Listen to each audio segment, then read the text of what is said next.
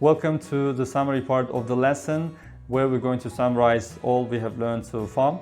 Now, we had many different ways of making up complex sentence, and the main point here is that you should avoid writing simple sentence, because simple sentence will give you a low mark in the exam, while the complex sentence will give you a higher mark. And actually making up complex sentence isn't very difficult. You can use many words to make up complex sentence, and we have learned the words respectively, as much as, and while, whereas, and in contrast. So these are the words which can be used to make your sentence look more complex and of course give you a higher mark. Now what I'm going to do, I'm going to demonstrate that in one single example you can actually use 4 different words to combine the 2 simple sentences. So we're going to concentrate on internet advertising, and if you remember, we said that Puma spent $50,000 on internet advertising and Adidas spent $100,000 on internet advertising. So these are 2 simple sentences. Now what I'm going to do is I'm going to make up 4 different sentences using the words we have learned so far. Now the first way of making up sentence is respectively, and we can make up a sentence using respectively and combine these 2 sentences to make it more complex. So our sentence would look like this: Puma and Adidas spent $50,000 and $100,000 on internet advertising respectively. So you can see I'm combining these 2 sentences to form more complex sentence, and I'm using the word respectively. The second word, that construction that we have learned, was as much as and as many as, and I've said that the money is uncountable, and we're going to make up an example with as much as, because we'll be talking about money here. And here we have the numbers Adidas 100,000 and Puma is 50,000. So Adidas is 2 times greater. So I'm going to mention Adidas first, and then I'm going to mention the Puma.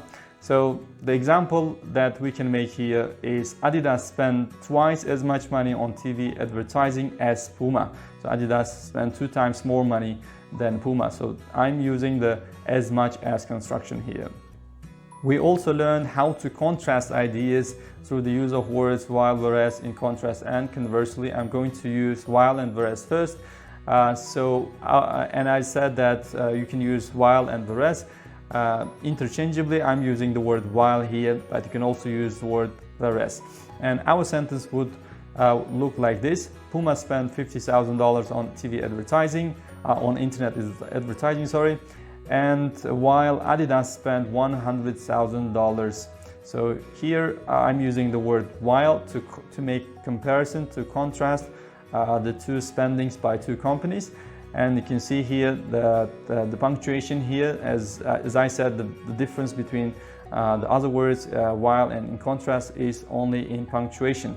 So you are putting a comma after advertising, and then you're using the word while, and then you're mentioning the other part of the complex sentence: Adidas spent $100,000.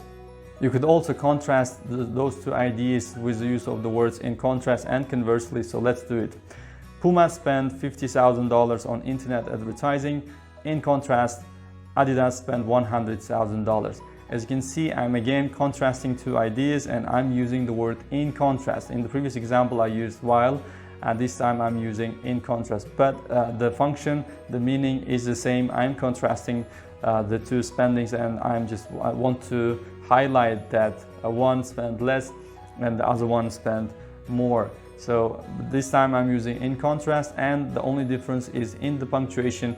Before in contrast I'm using the full stop, and right after in contrast I'm using a comma, and that's the only difference. So as you can see, those 2 simple sentences can be joined together to make up more complex sentences, and you can do it in at least 4 ways.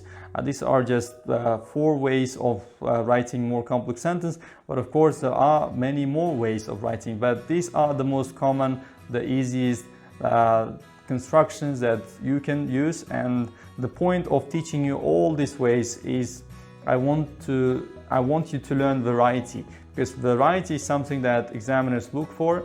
And if your sentence have the same construction and follow the same order, it's going to be really boring, and it's not going to get a high mark. While if you use different constructions, so for example, you use respectively once, and if you use as much as once, and if you use while once, and in contrast once, you are actually showing off your vocabulary. You are actually earning a high mark, because your examiner is going to be impressed by your writing and is going to say like, look, he knows the word respectively, he knows as much as, while, in contrast, so he must be a very smart student and he deserves a higher mark, and you're going to get a high mark.